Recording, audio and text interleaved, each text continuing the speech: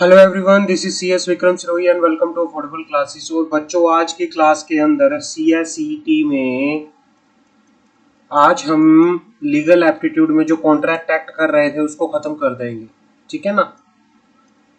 Legal aptitude के अंदर जो हमारा कॉन्ट्रैक्ट एक्ट चल रहा था, आज हम उसको क्या कर देंगे, फिनिश कर देंगे। क्लियर है। आज हमारी ये लास्ट क्लास होगी इस चैप्टर पे। तो सबसे पहले बात करते हैं, जो आज का हमारा टॉपिक है वह है कंटीजेंट लायबिलिटी क्या होता है, कंटीजेंट कॉन्ट्रैक्ट क्या होता है। कंटीजेंट कॉन्ट्रैक्ट क्या होता है। कंटीजेंट कॉन्ट्रैक्ट के बारे में सेक्शन 31 बात करता है इंडियन कॉन्ट्रैक्ट एक्ट का, सेक्शन 31। अब कंटीजेंट कॉन्ट्रैक्ट होता क्या है बात करते हैं। Contingent contract,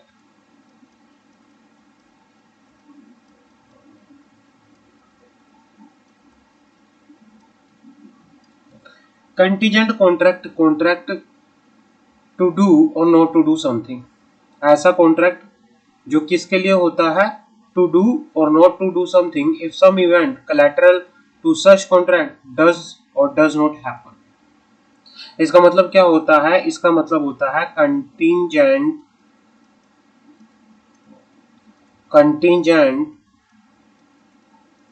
contract is a contract. Contingent contract is a contract to do or not to do something. कुछ करना या कुछ ना करना, उसके रिगार्डिंग क्या होता है, कॉन्ट्रैक्ट होता है। कुछ करने के रिगार्डिंग या कुछ ना करने के रिगार्डिंग कॉन्ट्रैक्ट होता है। इफ सम इवेंट collateral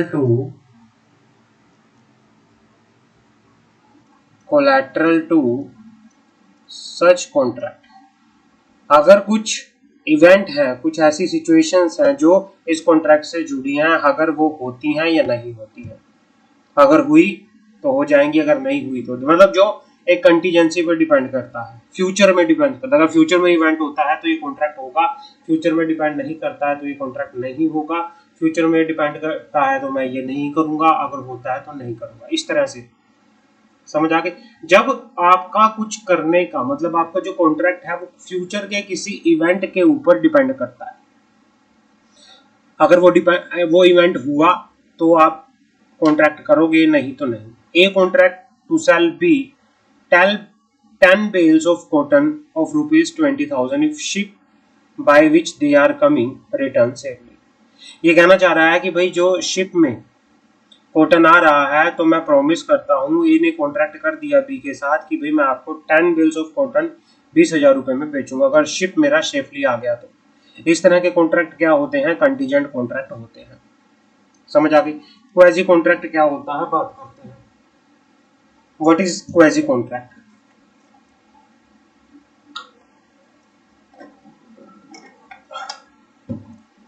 बात करते हैं क्वेजी कॉन्ट्रैक्ट की।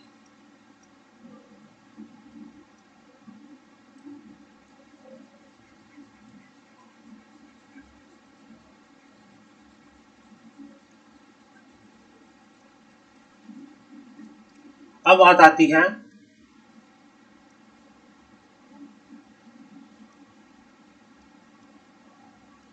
क्वेजी कॉन्ट्रैक्ट की। अब बात आती है क्वेजी कॉन्ट्रैक्ट की। अब क्या होता है कि एक वैलिड कॉन्ट्रैक्ट के अंदर कुछ फीचर होने चाहिए। क्या फीचर होते हैं, ऑफर होना चाहिए, एक्सेप्टेंस होना चाहिए, कैपेसिटी टू कॉन्ट्रैक्ट होनी चाहिए, कंसिडरेशन होना चाहिए, फ्री कंसिडरेशन होना चाहिए, है ना। तो भाई अगर मैं बात करूं एक वैलिड कॉन्ट्रैक्ट के अंदर क्या क्या फीचर होने चाहिए, तो एक वैलिड कॉन्ट्रैक्ट के अंदर फीचर जो होने चाहिए, सबसे पहले आपका ऑफर होना चाहिए। ऑफर के साथ एक्सेप्टेंस होनी चाहिए। एक्सेप्टेंस के साथ कैपेसिटी टू कॉन्ट्रैक्ट होनी चाहिए। कैपेसिटी टू कॉन्ट्रैक्ट आपका और क्या होना चाहिए, कंसिडरेशन, लॉफुल कंसिडरेशन होना चाहिए, एंड आपकी एक फ्री कंसेंट होनी चाहिए। Free consent. क्लियर है? बट समटाइम क्या होता है, but sometime law imply promise imposing obligation one one party and conferring right in favour of other even when there is no offer, no acceptance, no concessions item, and in fact there is neither agreement nor promise. But कई बार क्या होता है, लो क्या करता है, impose करता है, कई बार लो इम्पोज कर देता है क्या, obligation of one party and right in favour of other party. कई बार लो क्या करता है, इम्पोज कर देता है obligation on one party and right in favour of other party, चाहे उनके बीच में एक्सेप्टेंस हुई हो, चाहे ऑफर हुआ हो, एक्सेप्टेंस हुआ हो, कॉन्शियस ऑफ माइंड हो, भाई उसके बाद कोई एग्रीमेंट हो ना हो, कोई फर्क नहीं पड़ता, वहां पे हुआ भी नहीं है। Such case are not contract in the strict sense. अगर मैं स्ट्रिक्ट सेंस की बात करूं, ऐसे स्ट्रिक्ट सेंस में ये कॉन्ट्रैक्ट नहीं होते, बट कोर्ट ने इनको रिकॉग्नाइज किया गया है resembling Dooj of contract. Court ने इनको बोला है कि ये कॉन्ट्रैक्ट होते हैं, एक तरह से इनको क्वेजी कॉन्ट्रैक्ट बोला गया है। वैसे तो कॉन्ट्रैक्ट होने के लिए offer, acceptance, free consent, consideration होना चाहिए, मीटिंग ऑफ माइंड होनी चाहिए, है ना, ये होना चाहिए। बट कई बार लॉ इम्पोज कर देता है किसी एक बंदे के ऊपर रिस्पॉन्सिबिलिटी और दूसरे बंदे के फेवर में राइट, और उनको पूरा करना उनकी रिस्पॉन्सिबिलिटी होती है। तो यहाँ पर ऑल्दो कि वो फीचर नहीं है कॉन्ट्रैक्ट वाले, बट फिर भी यहाँ पे क्या बन जाता है, कॉन्ट्रैक्ट बन जाता है, जिसको क्वेजी कॉन्ट्रैक्ट बोला जाता है, जिसको बोला जाता है क्वेजी कॉन्ट्रैक्ट, जिसको बोला जाता है रिजेंबलिंग अ कॉन्ट्रैक्ट, जिसको बोला जाता है रिजेंबलिंग अ कॉन्ट्रैक्ट। क्लियर है? A quasi contract rests on the equitable principle that a principal shall not be allowed to enrich himself unjustly at the expenses of another। ये कहना चाह रहा है कि quasi contract rest on the equitable principle. जो ये quasi contract होता है, ये क्वेजी कॉन्ट्रैक्ट जो होता है, ये किसके ऊपर बेस्ड है, rest on the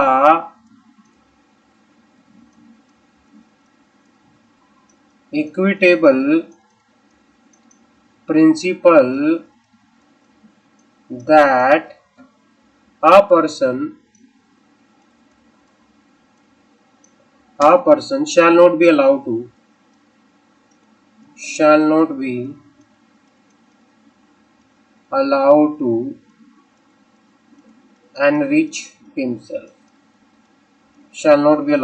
enrich himself unjustly at the expenses of another।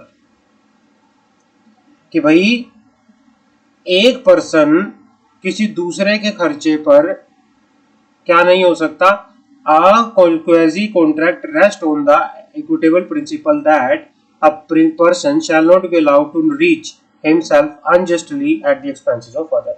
दूसरे के expenses पर एक person unjustly enrich नहीं हो सकता। In truth, it is not a contract at all, it is an obligation which the law create in the absence of any agreement। When any person in possession of other is money or it is equivalent under such circumstances that in the equity and good conscience he ought not to retain it and which in justice and fairness belong to another।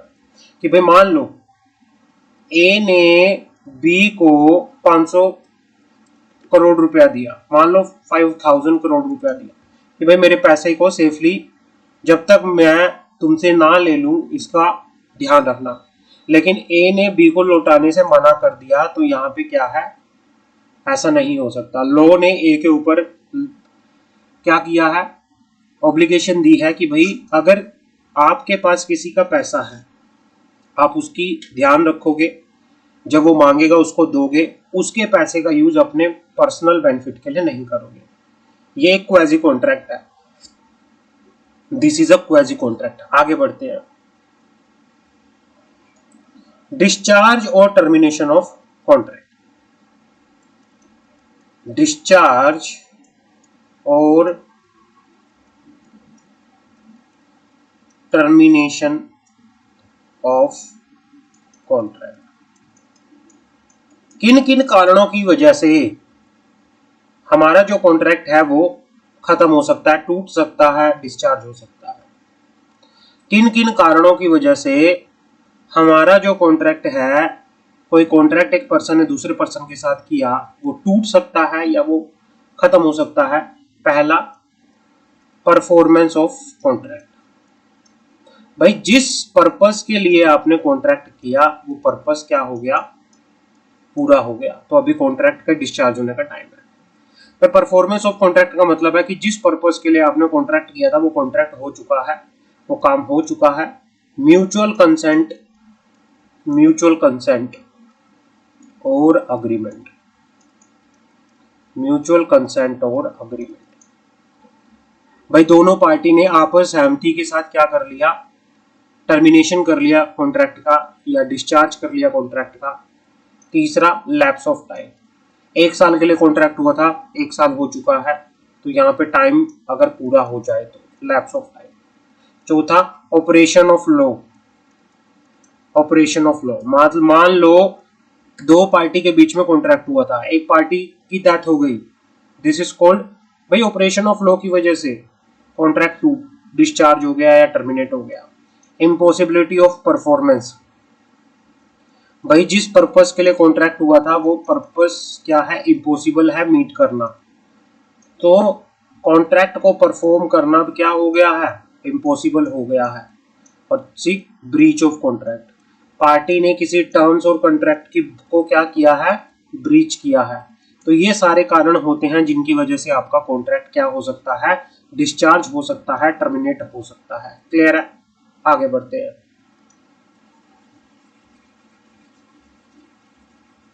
आगे बात करते हैं इसकी कि भाई ये कारण बता रखे हैं, ये रीजन बता रखे हैं जिनकी वजह से आपका कॉन्ट्रैक्ट जो है टर्मिनेट हो सकता है, टूट सकता है। क्लियर है? अब आता है डिस्चार्ज बाय द इम्पॉसिबिलिटी और फ्रस्ट्रेशन। अब हमने बात किया कि भाई इम्पॉसिबिलिटी की वजह से आपका जो कॉन्ट्रैक्ट था वो डिस्चार्ज हो गया, इम्पॉसिबिलिटी की वजह से, फ्रस्ट्रेशन की वजह से इम्पॉसिबल हो गया करना। In India, the doctrine of frustration is primarily looked as it contained in section 32 and 56 of the Indian Contract Act. जो डॉक्ट्राइन ऑफ फ्रस्ट्रेशन है, डॉक्ट्राइन ऑफ फ्रस्ट्रेशन जो बता रखा है वो इंडियन कॉन्ट्रैक्ट एक्ट के सेक्शन 32 एंड सेक्शन 56 के अंदर बता रखा है।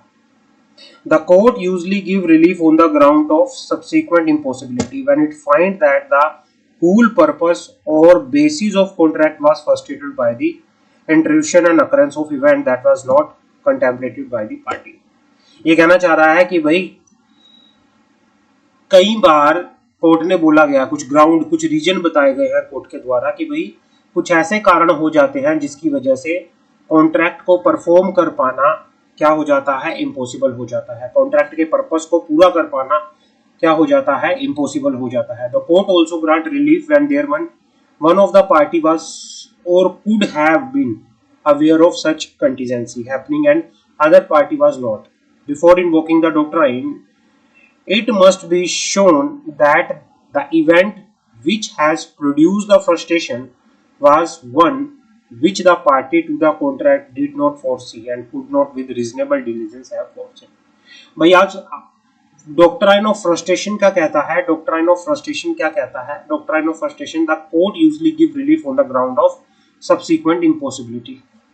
तो कोई फ्रस्ट्रेशन, ऐसी इम्पॉसिबिलिटी अराइज हो गई जिसकी वजह से आप कॉन्ट्रैक्ट नहीं कर पा रहे पूरा अपना, है ना, तो उस वजह से आपको फिर रिलीफ दे दिया जाएगा। भाई इस इम्पॉसिबिलिटी की वजह से अगर कुछ ऐसा हुआ है, कोई इम्पॉसिबिलिटी आ गई है, कोई इम्पॉसिबिलिटी अराइज हुई है, तो उसकी वजह से क्या हुआ है, आपका कॉन्ट्रैक्ट जो है उस इम्पॉसिबिलिटी की वजह से कोर्ट आपको क्या दे देगी, कोर्ट आपको रिलीफ दे देगी कि भाई इम्पॉसिबल हो गया है कॉन्ट्रैक्ट को परफॉर्म करना, तो आपको अब क्या मिल जाएगी, रिलीफ मिल जाएगा कोर्ट की तरफ से कि भाई आप क्या कर सकते हो, डिस्चार्ज कर सकते हो, टर्मिनेट कर सकते हो अपने कॉन्ट्रैक्ट को। ब्रीच ऑफ कॉन्ट्रैक्ट क्या होता है, ब्रीच ऑफ कॉन्ट्रैक्ट, जहां पे promisor neither perform his contract और नोर डज ही टेंड परफॉर्मेंस, जहां पर जो प्रोमिसर है वो ना तो अपना प्रोमिस परफॉर्म करता,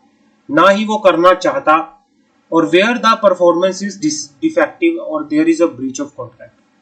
कि भाई क्या होता है कि भाई जहां पर प्रोमिसर जो होते हैं वो ना तो अपना परफॉर्मेंस, या देखो एक तो होता है कि प्रोमिस पूरा करते हैं या फिर आपको डिफेक्टिव या किसी तरह की परफॉर्मेंस करते हैं, जहां पर टर्म्स एंड कंडीशन को ब्रीच किया जाता है वो होता है ब्रीच ऑफ कॉन्ट्रैक्ट। तो इसमें सा कुछ नहीं पढ़ना, ये सारा काट दो, ये बस ये चीज इंपॉर्टेंट है इसमें। क्लियर है, आगे बढ़ते हैं।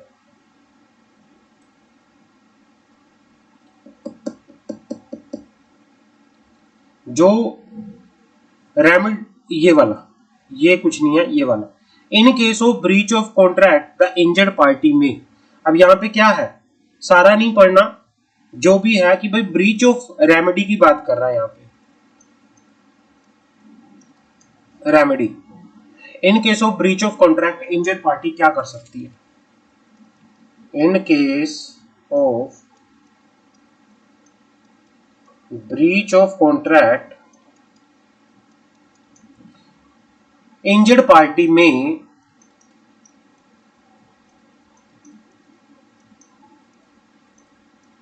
अब इंजर्ड पार्टी क्या कर सकती है? जिसको नुकसान हुआ है वो क्या कर सकता है? पहला, rescind the contract and refuse further performance of the contract.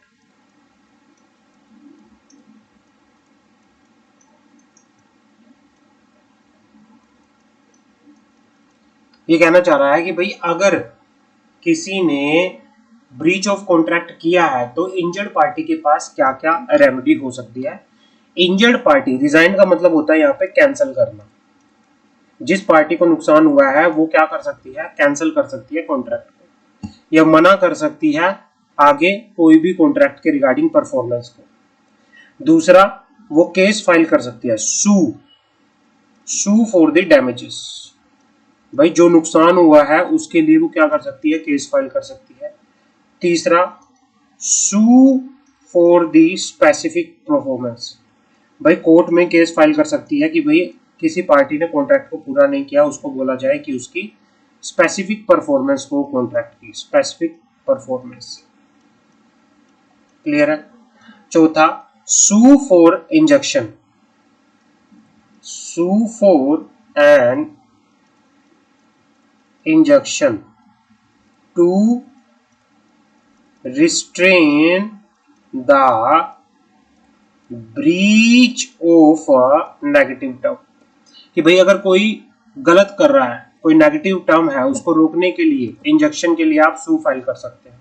And fourth, shoe on quantum merit, shoe on quantum merit, shoe on quantum merit. तो ये कुछ होते हैं कि भाई इंजर्ड पार्टी के पास क्या क्या राइट होते हैं, क्या क्या रेमेडी हो सकती है। पहला, कि वो रिजाइन कर सकता है कॉन्ट्रैक्ट को, कैंसिल कर सकता है कॉन्ट्रैक्ट को।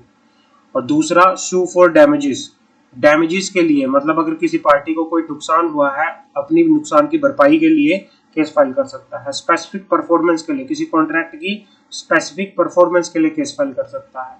चौथा, sue for injection to the restrain the breach of negative term.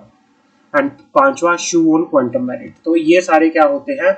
ये सारे के सारे रेमेडी होती है। These are remedy. क्या होती है? रेमेडी। आगे बढ़ते हैं। Contract of indemnity and guarantee क्या होता है? Contract of indemnity and guarantee क्या होता है? Contract of indemnity and guarantee क्या होता है, बात करते हैं। इंडेमनिटी का मतलब होता है कि भाई मान लो आप किसी पार्टी को बोल रहे हो कि भाई अगर आपको किसी कारण की वजह से कोई नुकसान हो जाता है, उस नुकसान की भरपाई मैं करूंगा, तो उसे बोला जाता है इंडेमनीफाई करना। आपको कोई लॉस हो गया तो उस लॉस की भरपाई मैं आपको करके दूंगा। This is called the contract of indemnity. जब आप कुछ करने की आप किसी को गारंटी देते हो तो ये होता है indemnity. Contract of indemnity is a contract by which one party promise to save the other party from loss caused to him by conduct of promisor himself और conduct of any other person. ये कहना चाह रहा है कि भाई आप किसी के लॉस की भरपाई के लिए उसको क्या करते हो, प्रॉमिस करते हो कि भाई अगर आपको किसी भी तरह से कोई नुकसान हो गया उसकी भरपाई मैं करूंगा। क्लियर है? तो ये इस तरह से होके ऊपर चलता है। क्लियर है? Any doubt? A contract to be against the consequences of any proceeding which C may take against the B in respect of certain sum of rupees 300. This is a contract of indemnity. The contract of indemnity may be express or implied. The latter may be inferred from the circumstances of the cases. Act done by A at the request of B. If A incur any expenses, he can recover from the B. मतलब क्या होता है कि एक contract to indemnity B against the consequences of any proceeding which C may take against B in respect of sum of rupees. कि भाई आप किसी पार्टी को, कॉन्ट्रैक्ट ऑफ इंडेमनिटी का मतलब क्या होता है कि एक पार्टी जब प्रॉमिस करती है किसी दूसरे पार्टी के लॉस को पूरा करने के लिए, लॉस की भरपाई करने के लिए, तो वो होता है कॉन्ट्रैक्ट ऑफ इंडेमनिटी। वो होता है कॉन्ट्रैक्ट ऑफ इंडेमनिटी। आगे बढ़ते हैं।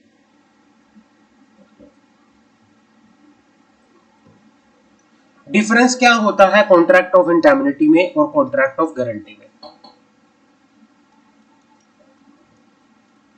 Difference between contract of indemnity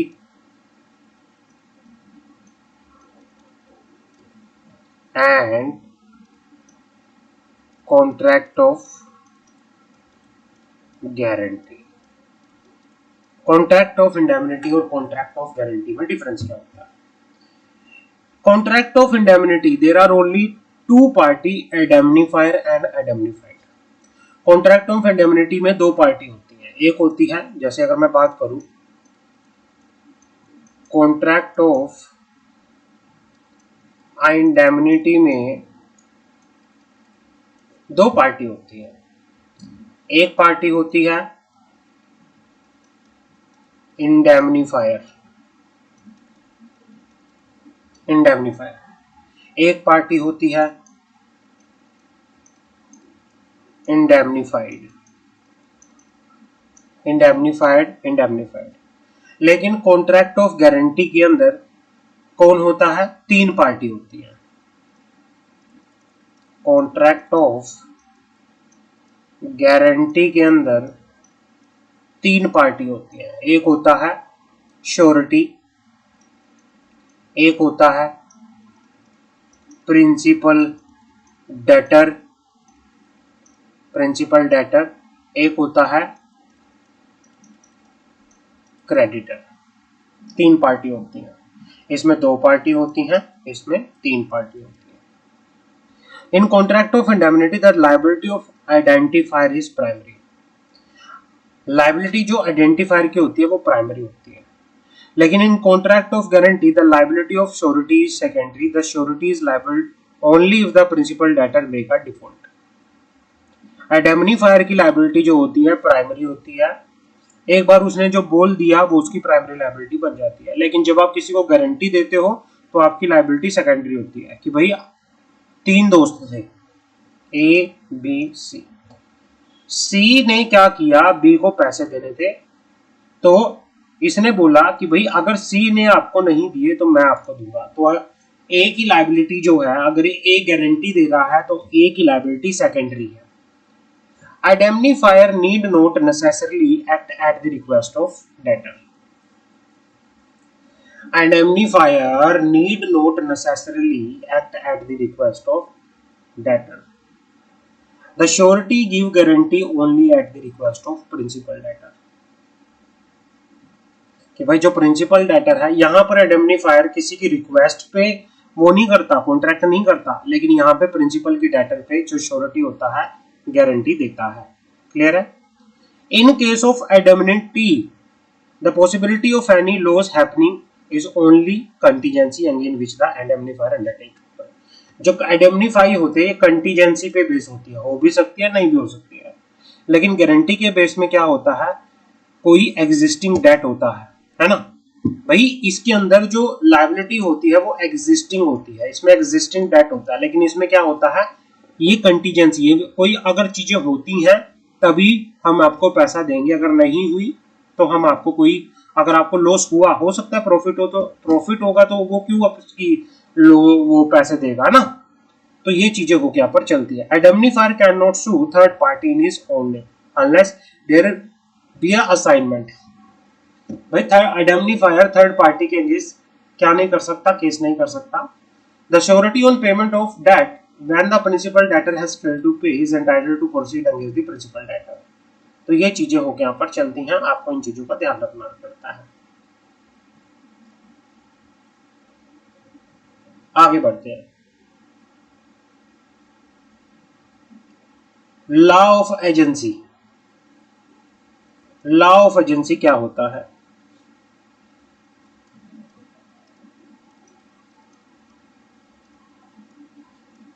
law of agency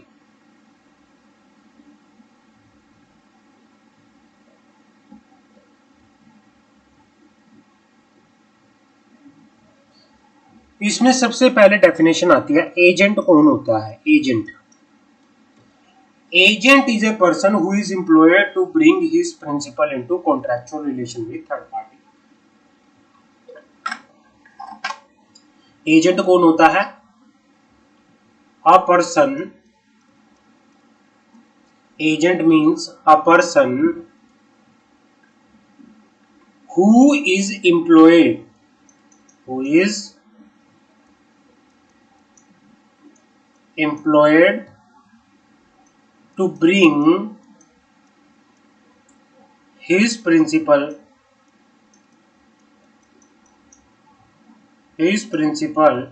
into contractual relation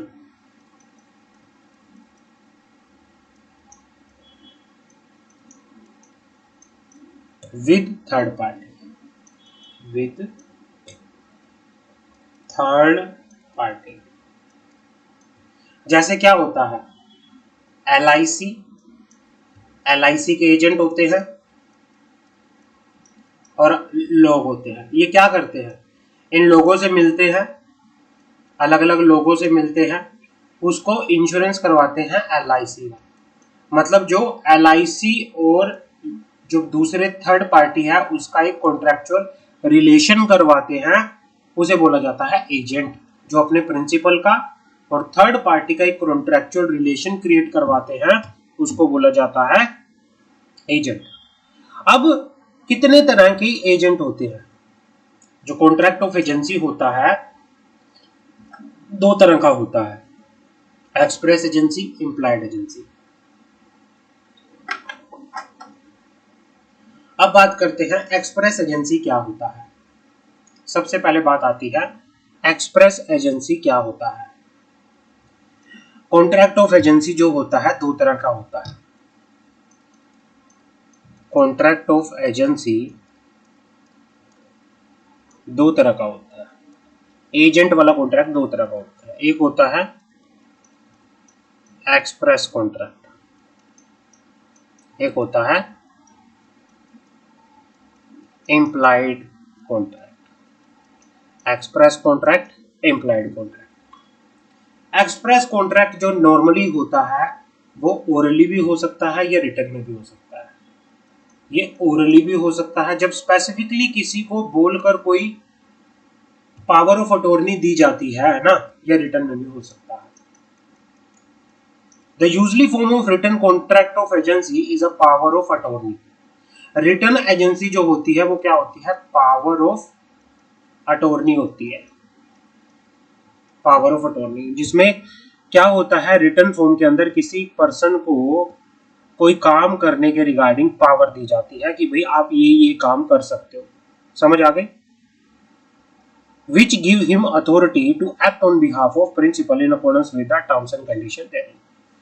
In an agency created to transfer immovable property, the power of attorney must be registered. Power of attorney may be general, special power of attorney, specific, मतलब जो power of attorney होती है ये एक general power of attorney भी होती है, एक स्पेशल पावर ऑफ अटॉर्नी भी होती है। Express contract of agency orally भी हो सकती है, रिटर्न में भी हो सकती है। अगर रिटर्न में होती है तो एक पावर ऑफ अटॉर्नी होती है जिसमें एक पर्सन को ऑथराइज किया जाता है काम करने के लिए on behalf of his principal, जिसमें उसको काफी सारे राइट्स, काफी सारे उसको टर्म्स एंड कंडीशन बताई होती हैं।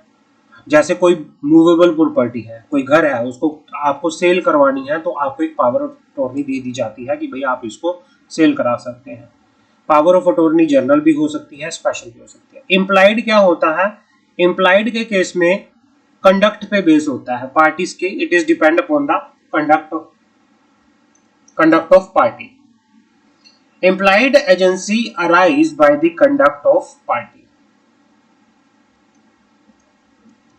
Implied agency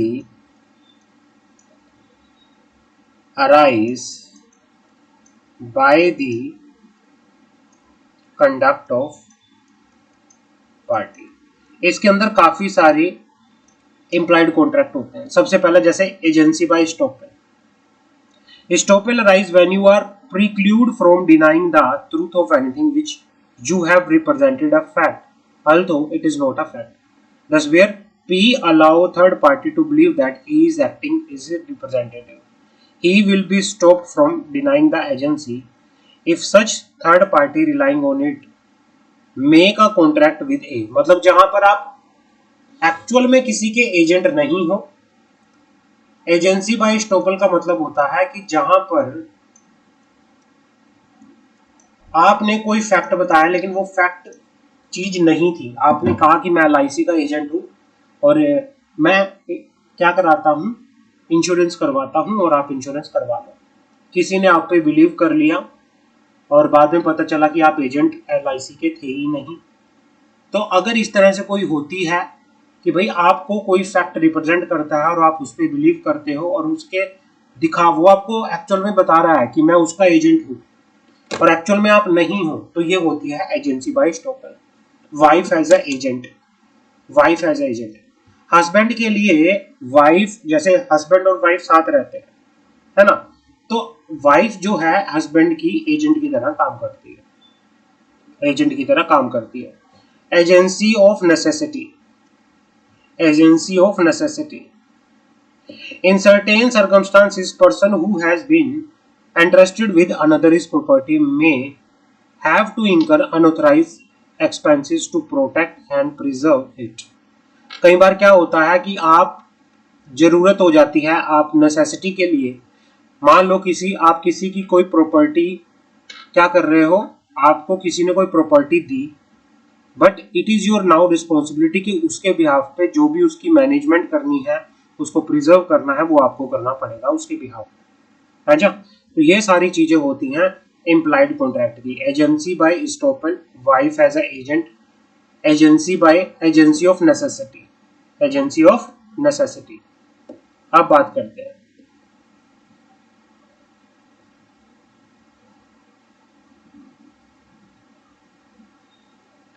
agency bye rectification.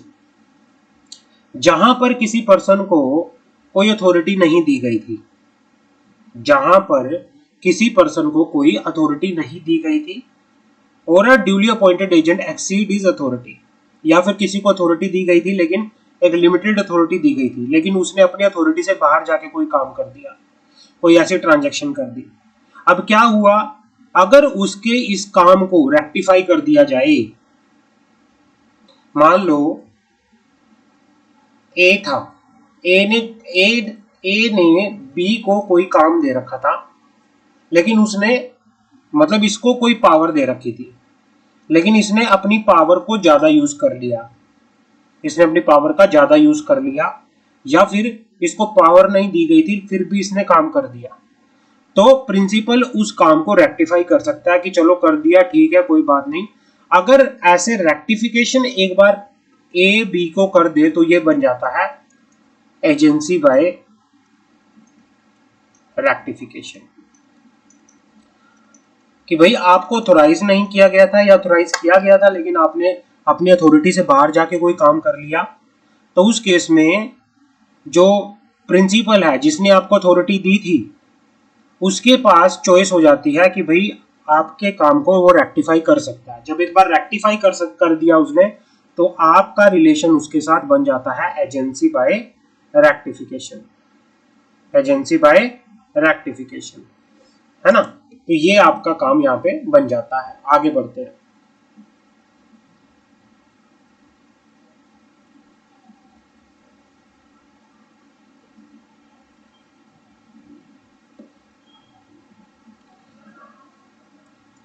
Classes of agent. अब आता है क्लासेस ऑफ एजेंट। अलग अलग तरह के एजेंट होते हैं।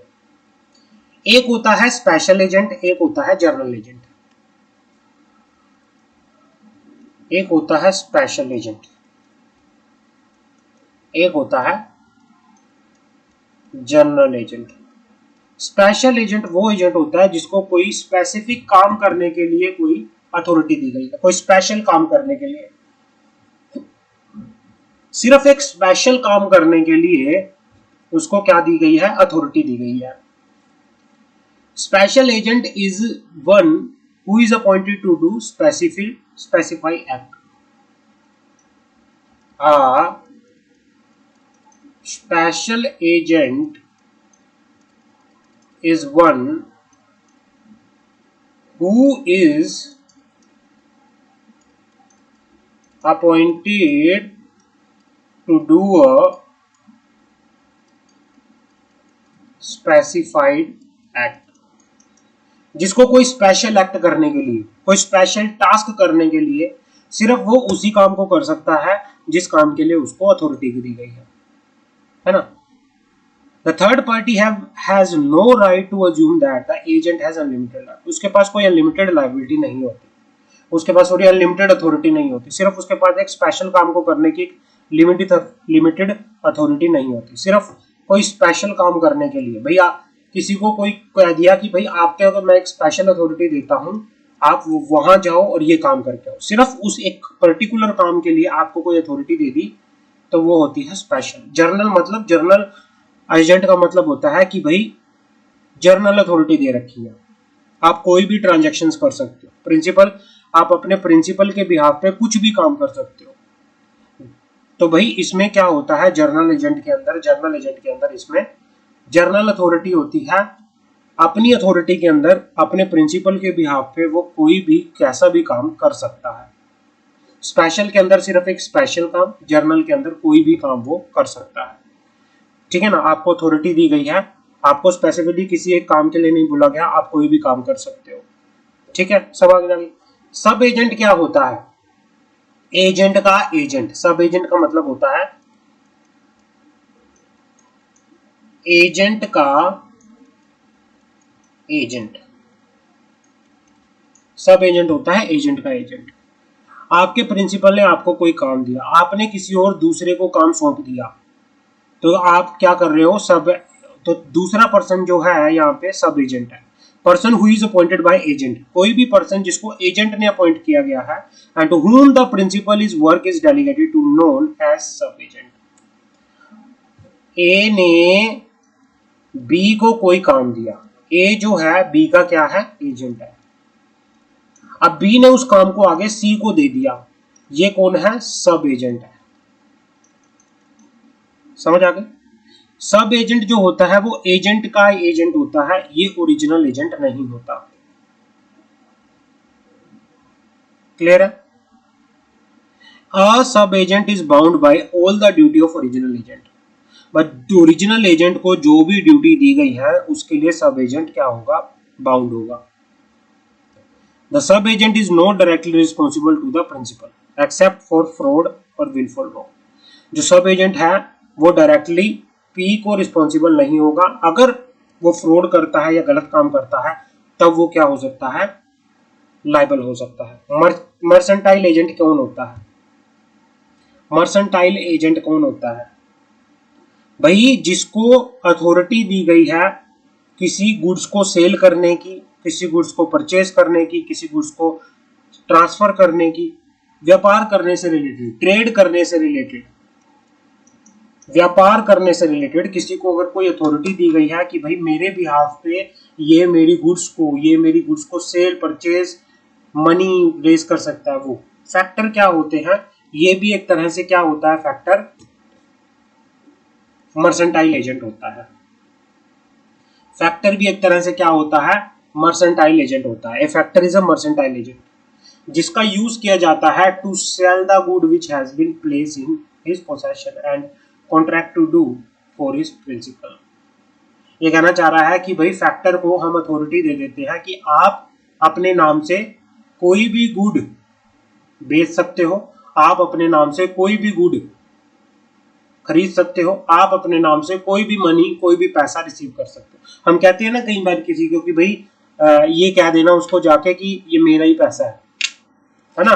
तो जब जब आप किसी को ये ऑथराइज दे सकते हो कि तू अपने नाम से कोई भी गुड्स बेच सकता है, अपने नाम से कोई भी पैसा ले सकता है, तो उसको कहते हैं फैक्टर। अब आता है ब्रोकर कौन होता है? ब्रोकर भी एक मर्सेंटाइल एजेंट होता है whose ordinary course of business is to make contract with other party for sale and purchase of goods and securities।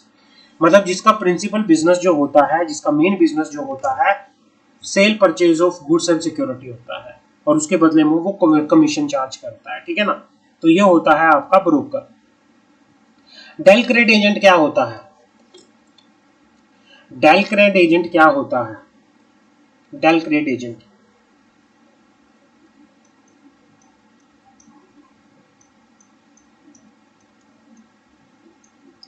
what is the meaning of del credere agent?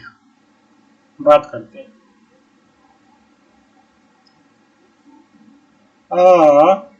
Del credere agent is a mercantile agent।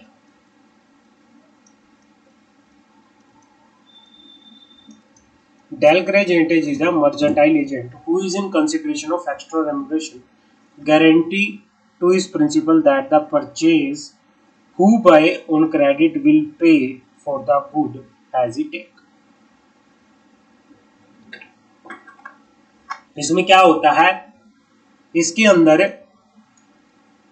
एक person को authority तो दी जाती है कि भाई इसमें एक agent जो है अपने प्रिंसिपल के बिहाफ पे माल तो बेचता है, साथ में गारंटी भी देता है। एक एजेंट अपने प्रिंसिपल के बिहाफ पे माल तो बेचता है, साथ में गारंटी भी देता है। गारंटी किस चीज की देता है? कि भाई जिसको मैंने माल बेचा है, वो अगर किसी को मैंने उधार पे माल बेचा है तो उसकी गारंटी मैं आपको देता हूं कि वो आपको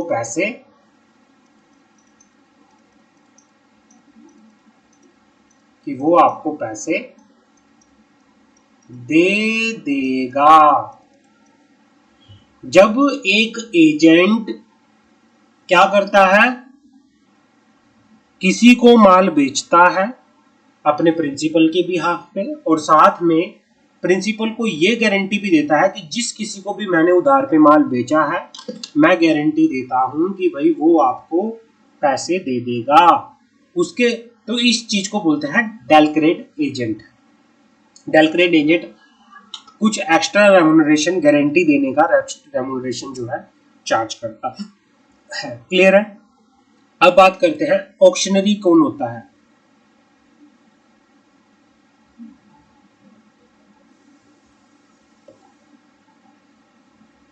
अब बात करते हैं ऑक्शनरीज कौन होता है। Auctioneers is an agent who sell good by the auction.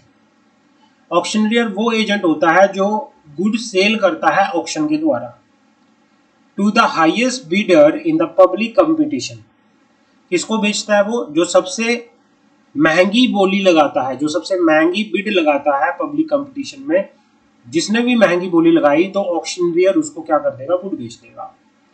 He has no authority to warrant his principal is titled to the goods. He is an agent for seller, but after the goods have been knocked down, he is an agent for the buyer also for the purpose of evidence. मतलब auctioneer जो होते हैं वो अपने agent होते हैं seller के लिए। जब तक गुड्स नहीं बिक जाती तब तक वो सेलर के एजेंट होते हैं, जब गुड बिक जाती है तब वो किसके बायर किसके एजेंट बन जाते हैं? बायर के। पार्टनर, पार्टनरशिप फर्म के अंदर जो पार्टनर होते हैं वो अपनी पार्टनर फर्म के एजेंट होते हैं, एजेंट की तरह काम करते हैं। तो ये सारे बैंकर जो होते हैं वो पब्लिक के एजेंट होते हैं, उनकी रिस्पॉन्सिबिलिटी होती है पब्लिक के पैसे को सेव करना। तो ये सारी चीजें होती हैं। ड्यूटी ऑफ एजेंट क्या क्या होता है? ये सारी ड्यूटी है, एक बार पढ़ लेना आप, इतना रेलेवेंस नहीं है, ये एक बार ड्यूटी और राइट पढ़ लेना।